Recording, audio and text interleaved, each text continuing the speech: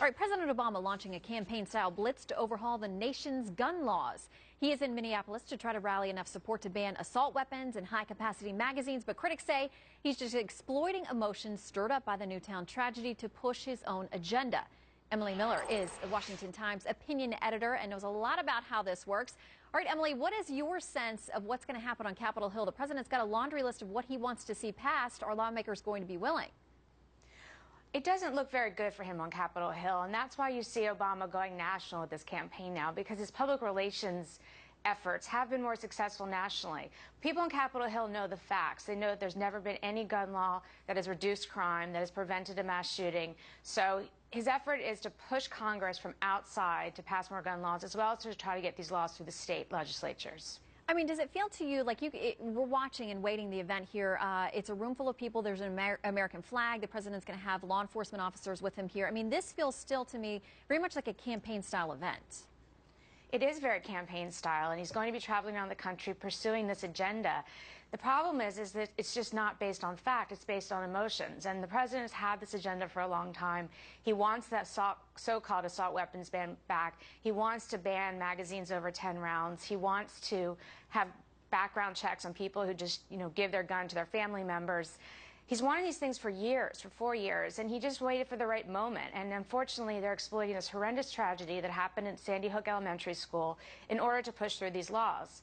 It may not happen on the federal level. Maybe there's some things that could change, but on these state levels is where you're really seeing progress from their perspective, whether it's New York, Maryland this week, Delaware, and Connecticut, and Massachusetts. We've had an assault weapons ban before. It expired. What do we know about what happened to crime during that time period and whether a new one would work? Well, the assault weapons ban was in effect from 1994 to 2004, and during that period, crime did not decrease. And in fact, Columbine, that terrible shooting at a school, happened right in the middle of it. The reason is because what they call assault weapons are standard semi-automatic rifles that have certain cosmetic features on them, whether it's a pistol grip or a collapsing stock. They don't change the function of the firearm in any way. And overall, rifle crimes in this country, or murders by rifle, are such a minuscule part of all murders at all. I think there's many more, CDC has shown there's many more deaths, and FBI statistics, many more deaths every year by beating with hands and fists than rifles. And that's including all rifles, whether they're considered assault or not. What do you make of universal background checks? Because now there's a call for those who say, all right, maybe we don't get the assault weapons ban on the Hill. Maybe there are enough lawmakers on both sides of the aisle who would oppose something like that. But how do you oppose a background check? Would it truly be universal if that was reinstituted? Well, Shannon, I think there's just a lot of common sense involved in this issue. Right now, if you go into a gun store, you buy a gun, you will get, they'll call the FBI and check and see if you bought one. Like, I bought my gun, they did an instant background check, saw that I wasn't a felon, I didn't have mental health issues or other things that prohibit us from having guns, and so I was able to get a gun.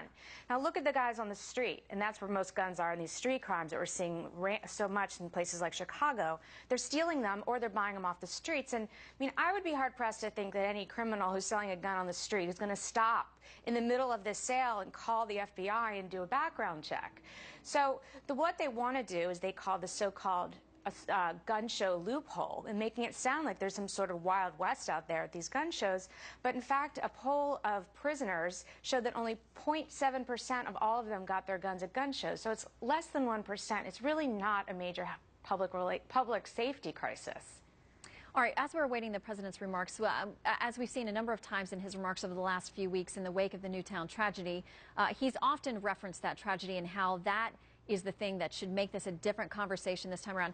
If you'll hold on just a minute, it looks like he may be approaching the podium there. We're going to hear from him in just a minute now, working his way through the crowd. We know that he was speaking with law enforcement officials today. We know that in Minneapolis they have had, Emily, a lot of efforts to crack down on gun violence there. We know the mayor is a big supporter of the president. He was out campaigning for him. Do you think that he had other voices at this roundtable today who may have challenged some of his ideas, or do you think at this point the president is surrounding himself basically with folks who agree with his plans? That's what he's doing, Shannon. I saw the list from the White House. There was no one on it representing gun groups or gun owners or the manufacturers. It was just sympathetic people. And, it has been effective for him in using these terminologies like universal gun show, like assault weapon. Those kinds of things are effective.